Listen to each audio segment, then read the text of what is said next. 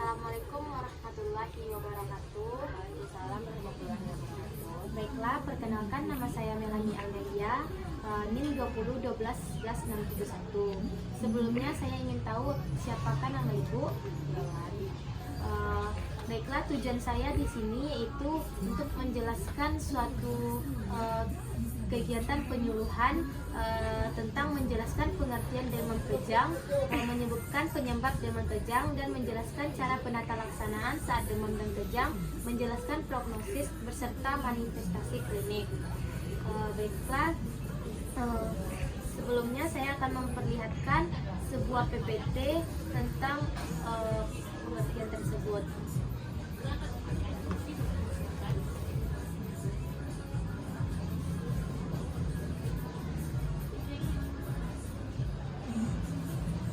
Sebelumnya, apakah Ibu sudah mengetahui apa itu demam kejang?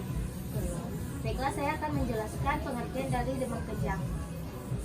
Demam kejang yaitu kejang yang terjadi pada saat demam dan tidak disebabkan oleh proses infeksi di dalam kepala seperti radang selaput otak, meningitis, radang otak, ataupun adanya infeksi lain seperti infeksi saluran pernapasan, infeksi saluran pada telinga, dan infeksi pada saluran pencernaan. Demam kejang terjadi pada anak pada usia 6 bulan sampai 5 tahun.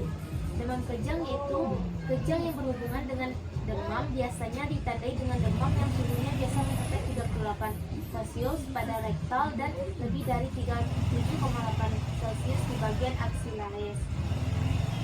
Demam kejang terjadi pada saat anak berusia antara 3 sampai 5 tahun. Untuk bangkitan demam kejang sendiri biasanya terjadi pada usia 6 bulan sampai dengan 22 bulan. Dapat disimpulkan bahwa demam kejang adalah kejang yang terjadi pada anak dan saat kenaikan suhu tubuh secara mendadak, dan biasanya kejang timbul pada hari pertama saat demam. Selanjutnya, apakah Ibu sudah mengetahui penyebab dari demam kejang tersebut? Baiklah, saya akan menjelaskannya. Menurut Mansojoer, Lumbar Tobing, dan Wiley dan Won, demam itu sendiri demam yang disebabkan oleh infeksi saluran pernapasan atas, otitis media, pneumonia, dan gastroenteritis, dan infeksi saluran kemih. Kejang tidak selalu timbul pada suhu yang tinggi, efek produk toksik daripada mikroorganisme. Selanjutnya, respon alergi atau keadaan umum yang abnormal oleh infeksi. Selanjutnya, perubahan keseimbangan cairan dan elektrolit. Selanjutnya, encefalitis spiral atau radang otak akibat virus yang ringan yang tidak diketahui, atau encephalopati toxic septica.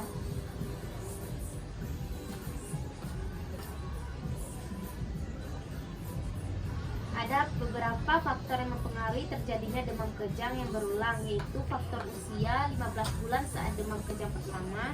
Selanjutnya, riwayat demam kejang dalam keluarga. Selanjutnya, demam kejang terjadi segera setelah mulai demam atau saat suhu sudah relatif normal. Selanjutnya, riwayat demam yang sering, infeksi saluran pernapasan atas, otitis media akut, pneumonia. Selain itu juga infeksi di luar susunan syaraf pusat seperti tonsillitis, faringitis, dan bronkulosis seperti pasca imunisasi DPT dan campak dapat menyebabkan demam kejang. Selanjutnya, produk toksik mikroorganisme terhadap otak. Selanjutnya, respon alergi atau keadaan imun yang abnormal oleh karena infeksi. Selanjutnya, perubahan keseimbangan cairan atau elektrolit. Selanjutnya, gabungan dari beberapa faktor di atas.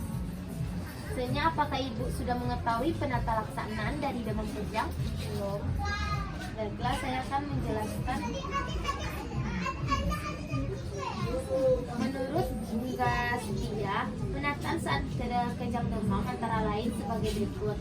Baringkan pasien di tempat yang datar, minta kepada pasien. Selanjutnya, singkirkan benda-benda di sekitar pasien apabila dapat membahayakan keadaan pasien. Selanjutnya, longgarkan pakaian jika mengganggu pernapasan. Jangan memasang tongue patel karena dapat berisiko lidah tergigit. Bila pasien sadar, segera berikan minuman hangat. Pemberian oksigen untuk mencukupi perfusi jaringan. Bila suhu pasien tinggi, berikan kompres yang hangat. Penata laksanaan tindakan yang dapat dilakukan bila suhu panas atau demam tinggi, yaitu menggunakan pakaian anti longgar sehingga mampu untuk menyerap keringat. Jangan menyelimuti anak dengan selimut yang tebal karena dapat meningkatkan suhu tubuh dan akan menghalangi proses penguapan. Kompres yang hangat dengan menggunakan waslap, tempelkan pada waslap di bagian tubuh yang akan diberikan kompres hangat. Menggunakan terapi fisik dengan cara memberikan minuman yang banyak supaya kebutuhan cairan dapat terpenuhi. Berikan obat penurun panas atau antiviral.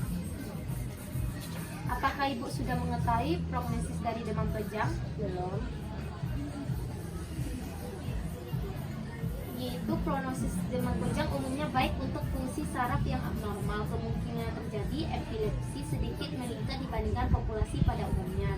Dengan penanganan cepat dan tepat, prognosis baik dapat tidak menyebabkan kematian. Risiko yang akan dihadapi oleh seseorang anak sedang menderita demam kejang tergantung dari faktor riwayat penyakit kejang tanpa demam dan dalam keluarga. Selanjutnya, kelainan dalam perkembangan atau kelainan saraf sebelum anak menderita kejang yang berlangsung lama. Apakah ibu sudah mengetahui manifestasi klinik dari demam kejang ini? Belum. Kejang pada anak dapat terjadi bangkitan kejang dengan suhu tubuh mengalami peningkatan secara cepat dan disebabkan oleh karena adanya infeksi di luar susunan saraf pusat seperti otitis media akut, tonsillitis, bronkiolitis, bronkitis. Biasanya kejang demam terjadi dalam waktu 24 jam pertama. Pada saat demam berlangsung singkat dengan sifat bangkitan berbentuk toknik, klonik, toknik, vokal atau akinetik. Kejang demam dapat berhenti sendiri dan pada saat berhenti, anak tidak dapat memberikan reaksi apapun. Tetapi setelah berhenti beberapa detik atau beberapa menit, anak kemudian sadar kembali tanpa adanya kelainan ada pada saraf.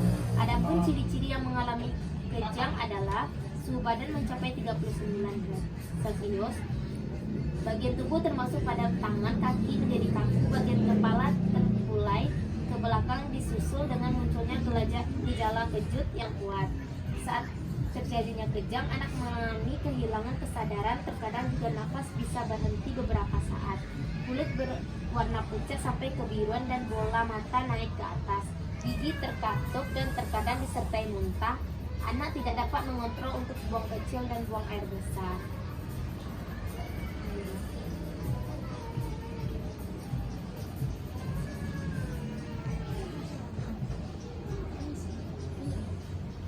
Baiklah ibu, apakah ada yang ibu tanyakan dari yang saya jelaskan? Apakah demam kejang bisa berulang? Bisa, demam kejang itu bisa berulang. Penyebabnya yaitu demam setelah vaksinasi yang terjadi sampai 2 hari vaksinasi.